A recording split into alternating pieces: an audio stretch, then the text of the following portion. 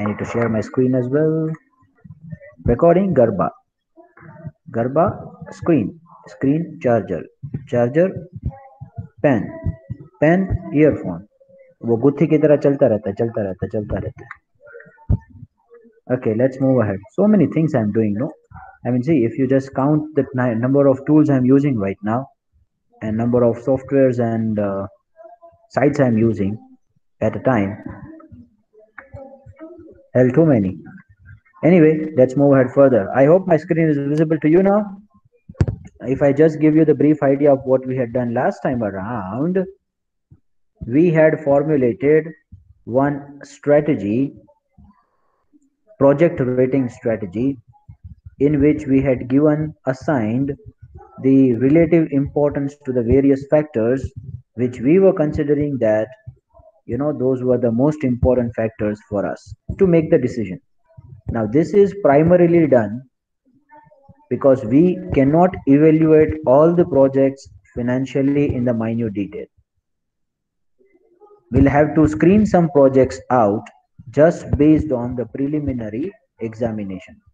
So this is a sort of a preliminary screening examination you are taking.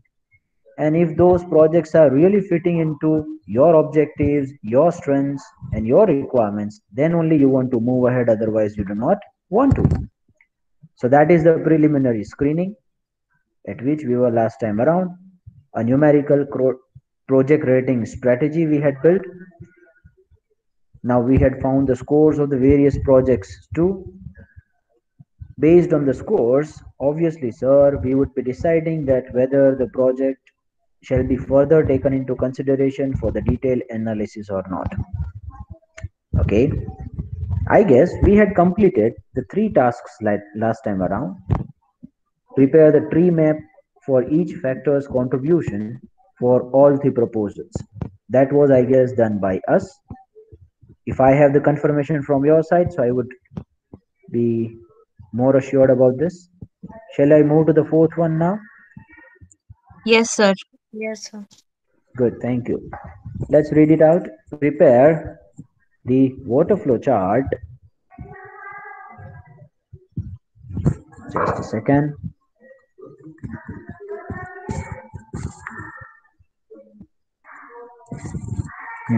Prepare the water flow chart for the factor score.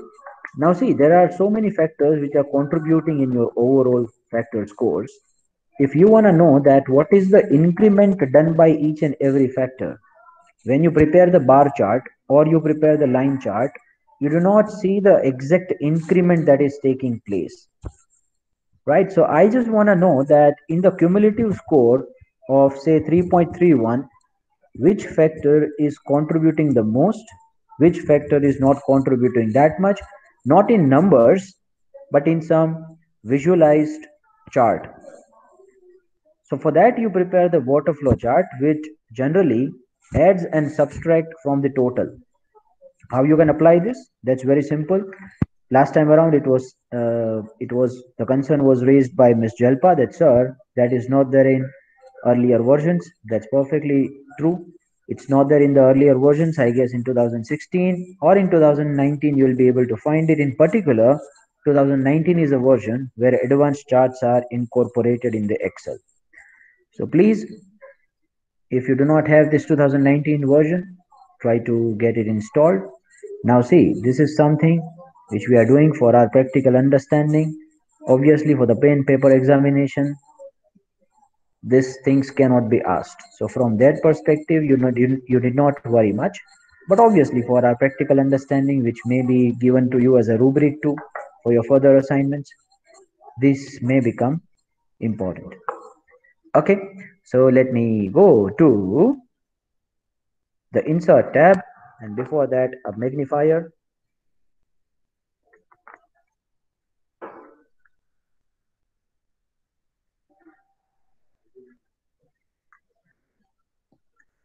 अब हो गया magnified. And before I go to the insert, no, let me just select the data which is important. Now I had told you last time around that you can select the selective data too. you also require the name of the factors along with the addition made by them, right? So first you will be selecting the name of all those factors, then control button, and after that you are moving to the factor score of the first one, and you are selecting up to the last one excluding the total obviously. So once this selection is done, then you can go to the insert tab. In that there is something called water flow chart over here. You can click on this. The first water flow chart which you are able to see there are various surface charts, stock charts, many things are given by the Excel as well for the visualization. Oh, the things haven't taken place till now. Let me check what's the problem.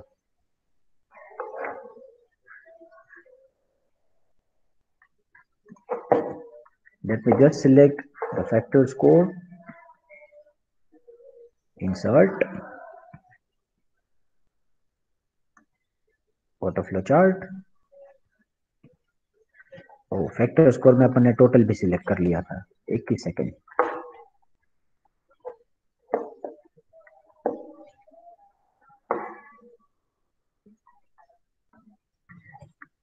Okay, so you just be selecting the factor score. After that we'll try to add, the names of the factors along with that.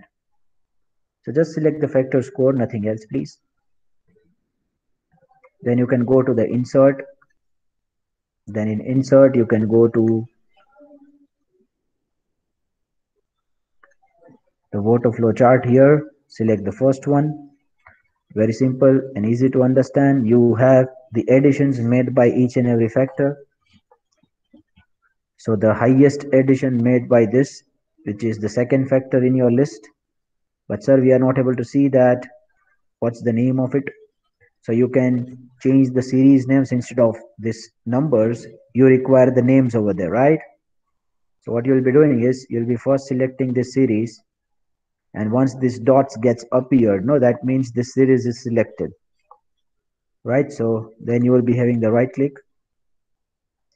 You may go to the format chart area, and this kind of a you know box gets appeared on the right hand side. So instead of format chart area, I'll be selecting some other. On chart options I'll go and select, let me just check which one it is.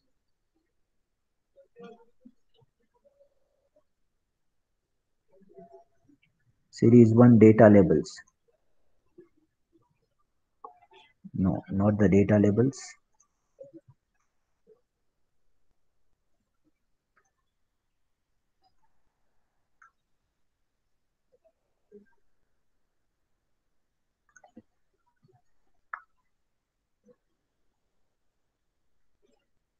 Not legends 2. 1 second please.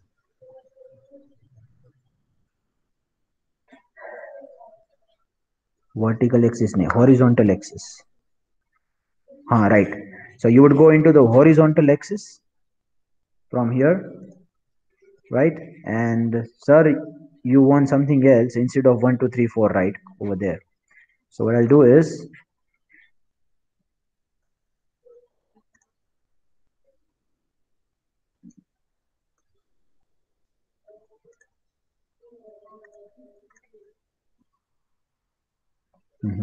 just a second.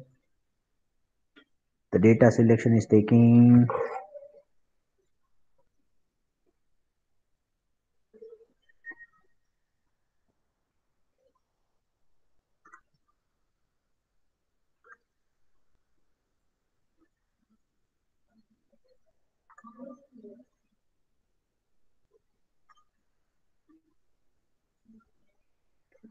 I'm finding the function to change the series names. Just give me a 1 minute. You may explore that too. Because instead of 1 2 3, we want some names to be written over there, right? So that's our concern. So I'm just exploring the option that from where I can change the names from 1 2 3 4 to the factor names.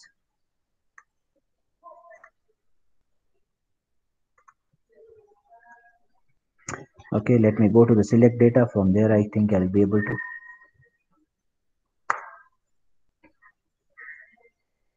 horizontal axis labels, edit. You will not be doing it. Let me do it first. Right. Okay, so you can select the data by exploring this option. See, earlier even I had the 2016 version, and the outlook is little bit different in 19 version. But these are, very elementary kind of a things. You cannot remember each and everything that where these particular things are there. You need to explore sometime.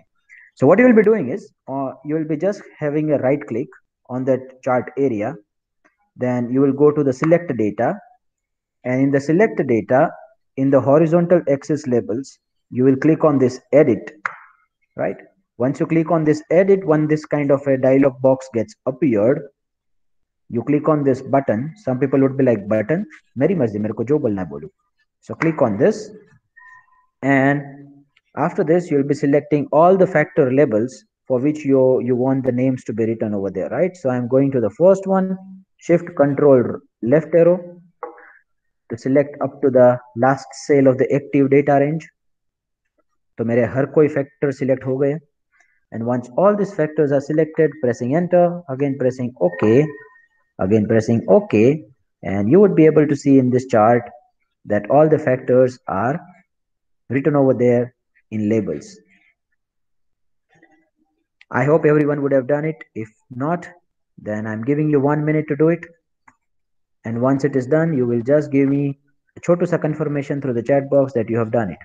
May I have a confirmation? Miss Dara, Miss Pooja, Aruna, Heli, everyone please.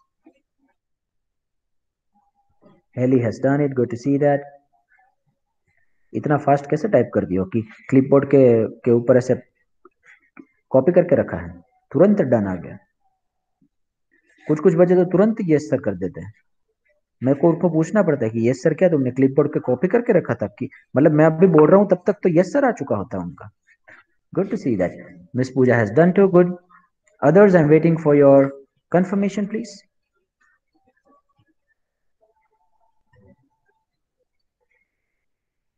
Chalpa and Dhara have done it as well. Good to see that. Okay, let's move ahead. Once this chart is completed, let's go to the fourth function, which is a bit of the goal seek kind of a function, where we'll be doing,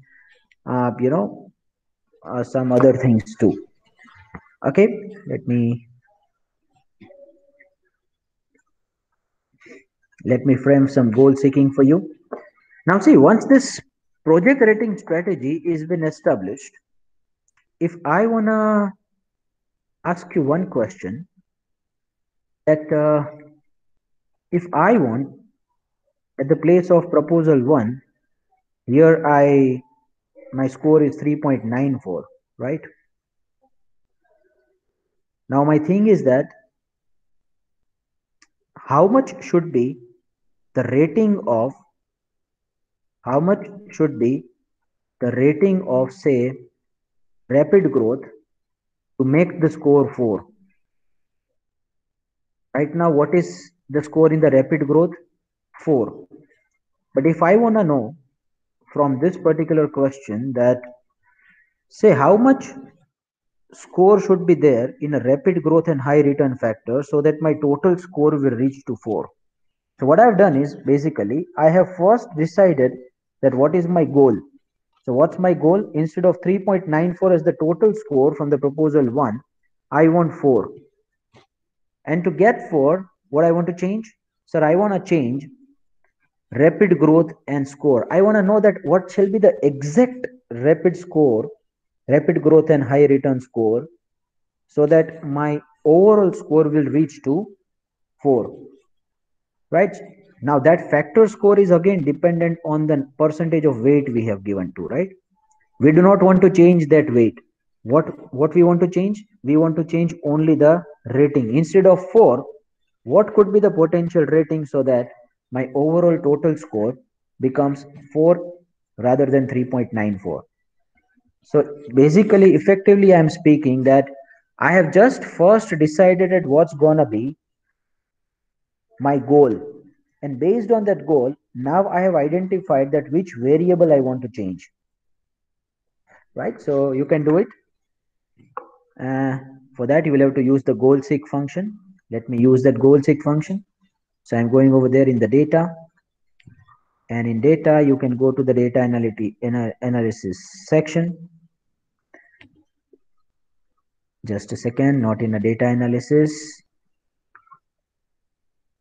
in a what if analysis, sorry. So in a what if analysis, you will go to the goal seek, and once you go to the goal seek, this kind of dialog box gets appeared containing only the three things which you'll have to insert. Very simple to understand, very simple to implement too. Now please first identify what is the argument number one, set cell. That means which goal you want to fix, right? So in that cell, what value you want, that's going to be your second criteria. But which cell you want to fix, at which you want some value, I would say my cell number is this one, that is 3.94. That's E26, right? So I have just given the link of that cell where I want some specified goal. And at that goal, what value I require, sir? I require 4. Now by changing which cell I want 4 over there, sir, by changing, can someone tell me by changing which cell I require 4 there? I'm asking it to you. If you can let me know. This cell, right? That's gonna be D9. So I'm selecting that cell. That's D9. Instead of 4, I want something so that my overall score will become 4. So I'm pressing OK now. Once these arguments are put into the goal seek function, now it's absolutely easy. You just press OK. And once you press OK, you would check that here 4 has happened, and instead of 4, the Excel has already changed the value to 4.4. That means if you want the overall score to be 4, your rating for this particular factor must be 4.4. Now this is to identify and understand that, when once you have all the factors which are the most important for your project decision making, and say you have one bottleneck or one criteria which should be your minimum criteria to be satisfied to invest. Say for example, the total score must be more than 4. That is the constraint you have, right? Now you first decide that, see, where is still a scope of improvement. And if you feel that there is a scope of improvement to increase the score, there is one factor called rapid growth and high return, where there is still a scope of improvement. So you are changing that value so that your overall score is reaching to 4. I hope that's clear to everyone. May I have a confirmation, please? Have you got the goal seek function there? So first to decide Yes, the sir. goal. Good, thank you very much. Others, show us a confirmation, please.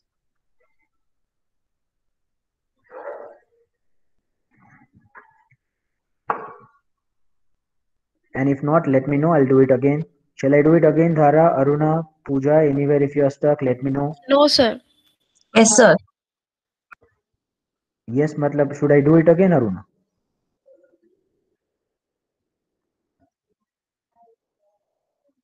No, no, sir. No problem. It's correct, sir. Okay, good. Good. Thank you very much. Keep replying me so that I do not go into the FOMO zone. Otherwise, I would be like, oh ho, मेरे को तो कोई भाव ही नहीं दे रहा इधर. Let's move ahead. Okay, so that's the project rating strategy in a nutshell. And let's move to the second module now. Just give me 5 seconds.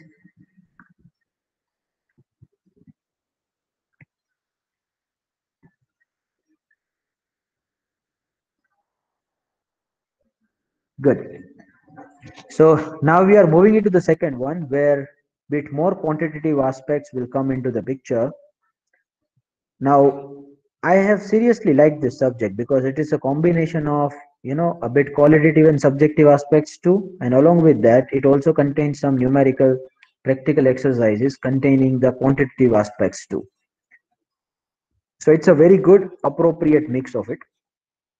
Now, see, once you identify your project, once you know that, sir, this is where I want to do the investment, this is the type of investment I want to make, You have gone through with some of the alternatives. You have done the preliminary screening of those alternatives. Now you want to explore that what is the potential of the market. Now, no one will take the layman kinda decision that, जो होगा वो चला जाएगा, देखा जाएगा. जो होगा वो देखा जाएगा is something which is not done by the business analytics students. Obviously, your decision will be data driven. You would try to identify what will be the total market size.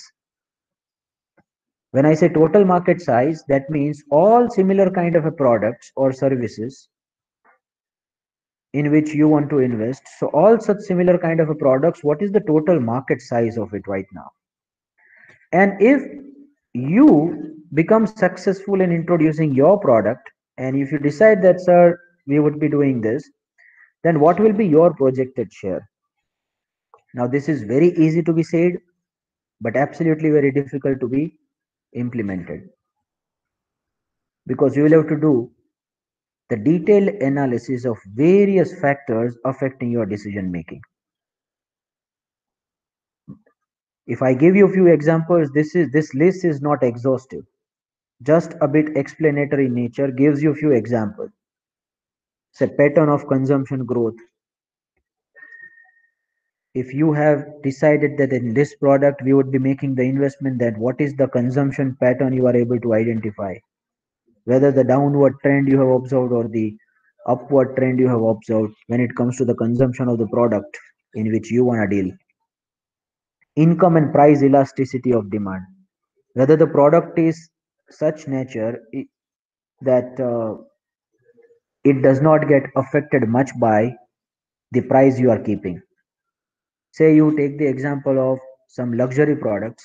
If the price is being raised by 10 or 15 percentage, there won't be much impact on the sales of those luxury products, because only those people who have the affordability to buy those products will buy it. So what's the elasticity of demand and price of this particular product in which you want to invest?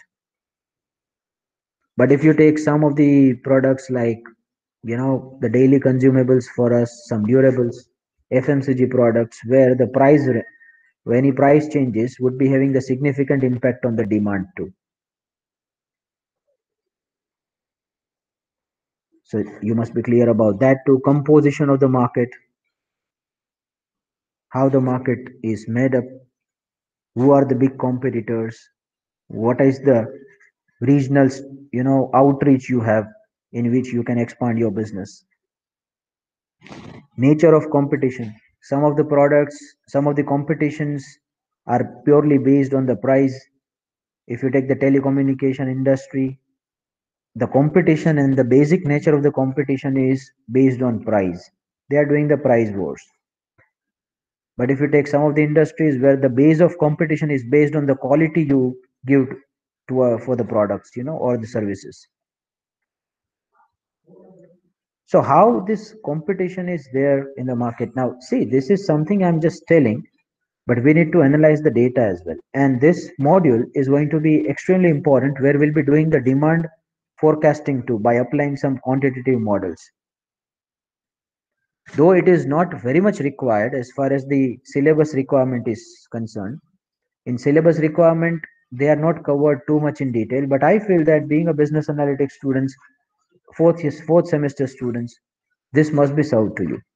So we would be doing forecasting those things. Availability of substitutes. While estimating the demand, you would also take into account the other factors.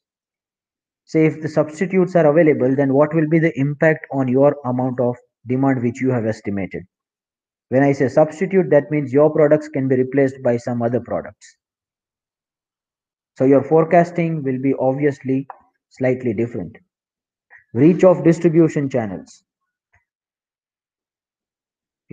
Whether your own units will be direct selling units will be established, or some network marketing kinda business model you want to adopt,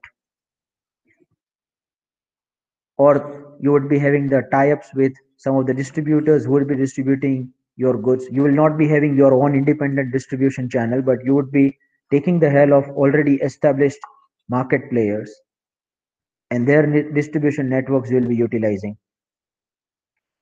So what's gonna be your distribution channels? What's their reach? Or you will just directly go to the consumer by establishing your direct selling outlets in their cities and towns. Or you will go with the franchisee model. So how the distribution will take place? Now this everything, every factors will try to understand, and we will also try to understand what will be the impact of change in one factor on our overall demand that we are trying to forecast, right? So this is the market and demand analysis in a nutshell. So these are the steps you must be following. First is the situational analysis and specification of the objectives. Now situational analysis is something more informal in nature. You go and meet some of the existing distributors, some of the customers, some people who are already established in the business, some your competitors. You try to understand what are their expectations. This is more sort of a informal in nature. You haven't taken the data yet. It's just like you are roaming around to just identify what's the ground reality, and to check that what is the perception of the people as well as the consumers, as well as the potential distributors towards these products. बाहर निकल के informally हम कुछ check करने की कोशिश करते हैं. So that's going to be the situational analysis. And then you identify that what objectives you want to satisfy by doing the demand and market analysis. So you'll be writing those objectives. Obviously, based on those objectives, we'll be collecting the data and we'll be trying to analyze some information, right? So the second step is the collection of the secondary information. Now see, obviously you can collect the data from the primary sources too and from the secondary sources too. When I say secondary, that means the data is already available in some of the portals, in some of the surveys which are already done in some different context. It could be a government data, it could be the data published by the companies, it could be the data published by some research agencies, which is already there existing. Now, that's going to be the collection of the secondary information, which will indirectly affect your, demand supply analysis, which you want to do. And obviously, you would do your primary research too in the form of market survey. Now, see, these are interrelated. You do both of this, and then after this, you will be able to characterize the entire market. When I say characterize entire market, you will be able to understand that what this market actually looks like, what is the market share of other competitors, what is the demographic trends. So entire characterization, that means you will be able to identify the strength as well as the cons of the entire market. And once you do this, then we'll move to the demand forecasting. That means actually identifying based on the characterization of the markets. Here you will be putting some constraints of the markets too. You feel that, sir, 5% growth will be there in this particular product when it comes to the market. In that 5% of the growth, the company's share would be increased by 2% because company will not be able to get too much of the benefit of this increased share in the market. So you put these details, you characterize it entirely, and then we'll be able to build some quantifiable model where the demand forecasting will be taking place. And based on you forecast the demand, you will do your marketing planning too. Characterization of the market and everything will be covered in detail in some time. I'm just giving you the brief idea about it. So this is how this entire process of demand and market analysis looks like. First, the informal discussions. After having the informal discussions, you frame your objectives, because informal discussions helps you to frame your objectives. What exactly you want to find, what exact kind of a data you want to gather. That happens only when you first try to communicate informally with the people who are already there in some sort of a things in this market, right? Then primary collection as well as the secondary data information collection. After analyzing that, you try to characterize the market. That means you try to understand that what's the challenges faced by the market, so many other things about the market. You just try to uh, put this entire market in one picture कि कहाँ कहाँ पे expansion के growth है, कौन कौन से बड़े बड़े कॉम्पिटिटर्स है, कहाँ कहाँ पे कंस्ट्रेंट्स आते हैं. And based on this, you would be forecasting by using some quantitative as well as qualitative models. And based on that models you have framed, you will be building your marketing strategy. Right? So this is how it's gonna be. Now let's go to one by one. Let me just check what is the time because I need to allow you to leave at 12:45. Still we have 10 minutes left. Good. So let's go to the first step, that's situational analysis. And after that, along with that, obviously we have the specification of the objectives too. Now, when I say situational analysis, it is more sort of an informal talk. Now, before even the IPO too, some people, carry this kind of an informal talk. You must search it in the Google, which was a famous road show done by the Facebook. So before the IPO of the Facebook came, no, they had done the informal talk with various people in the industry, and they wanted to know that what would be the price of the IPO at which people will be accepting the IPO. So what should be the proper valuation of it? Now see, for valuation, for identifying the price at which the IPO of the Facebook was supposed to be introduced in the market, for everything, obviously you have some valuation techniques, you have some data, you try to come up with some you try to come up with a price by using PB models, various other things are there. But ultimately, sometimes the emotions, sentiments, the people's own biases also affects your rational decision making. So that's why it's always advisable to have some informal talks with the people too, that what they actually feeling about it.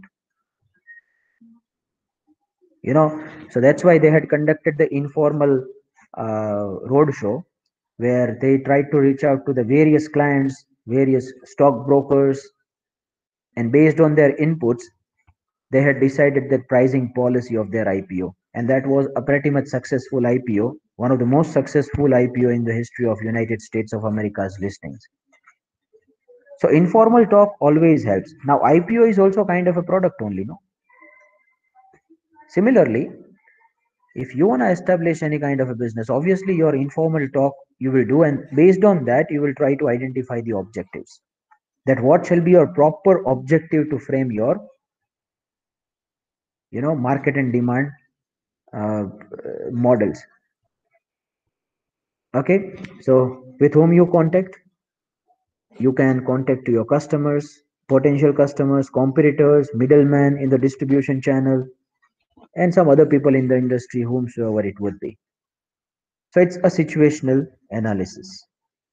You take their opinions.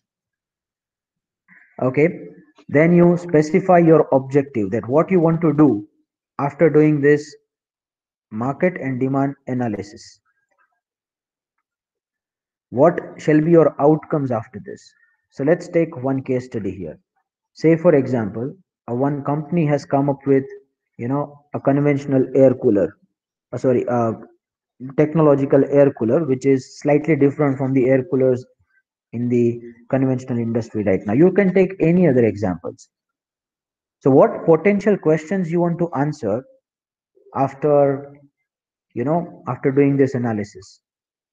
This will help you to build your entire model, quantitative model to forecast your demand. So your objectives could be, who are the buyers of the air coolers? You want to identify your target customer. Who is the total current, what is the total current demand for the air coolers right now? Another objective. How is the demand distributed temporally? Pattern of sales over the year. Is there any situational sales observed? A kind of a pattern observed? That in some of the periods the demand gets pushed and in some of the periods it remains dull. So have you observed such kind of a pattern for the product you want to introduce? What is the breakup of demand for air coolers of different sizes? When I say breakup, that means you further categorize this. If you have four types of sizes for the air coolers, then what's the breakup of demand for all such sort of a thing, or air coolers of different sizes? What price will the customers be willing to pay for the improved air cooler? So now your focus is moving to the price. Now this will depend on the elasticity of the demand too. Whether the price affects too much, the product is of such nature that if you change a price, then there would be a consequences in the demand too.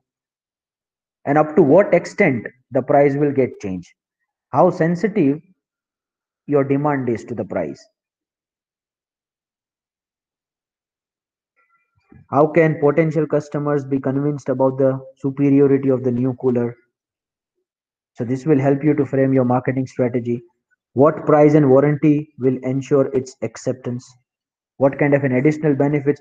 And if we'll give the additional benefits, whether there would be a bit of a, you know, increase in the demand or what? We are not just discussing it. We are going to apply this kind of things in the practical data sets we'll be getting. But before that, we must have the conceptual understanding of the things that we'll be doing in that those models.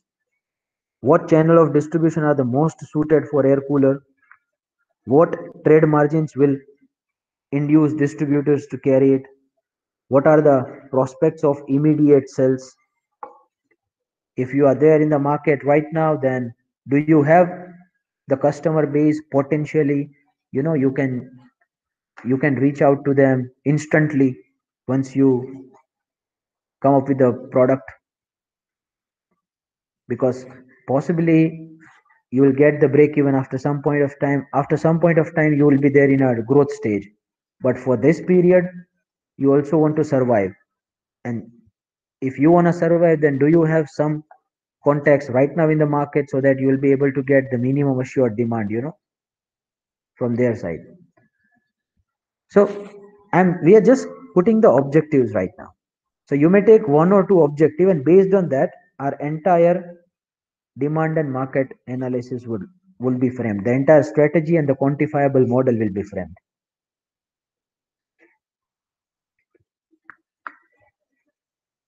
Okay, what's the time right now? 12:39. So next time our discussion would be on the topic of characterization of the market and framing the market survey. And after taking this, first let's take this conceptual understanding in the detail, because once you have this, then only we can go to the numerical problems. So this chapter, if I give you the brief idea about it, this is about first you understand that how you'll be framing your decision making, this strategy for demand and supply analysis. And based on that, you will do some analysis on the actual data. So let's understand this process first of all, and we'll go in the actual data after some point of time. Okay, so what effectively we have done is we have understood the entire flow, that how we can estimate the demand. It starts with the situational analysis in formal talks. Then it reaches to the collection of the data, primary as well as secondary. Based on that, you characterize the entire market. And once you have the constraints, characterization, pros and cons, the things which are happening in the market, in a nutshell, you have the every information related to the market. Then you try to forecast your demand, the product which you want to, the product with which you want to come up in the market. And based on that, obviously, your marketing strategy would be decided. So this is how the flowchart looks like. We have just completed the situational analysis and the specification of the objectives. So next time our focus would be on this collection of the secondary information and conducting the marketing survey. So what are the various sources from which we can collect this information? That also we are going to do.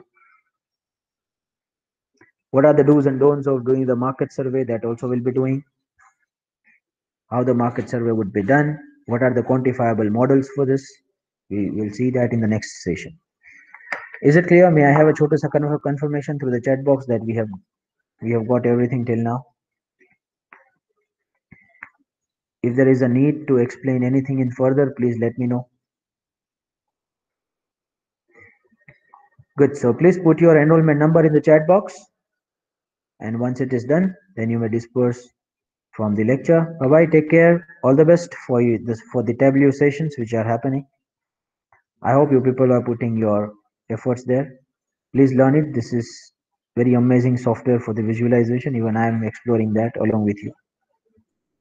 Take care. Sayonara. Enjoy the rest of the day.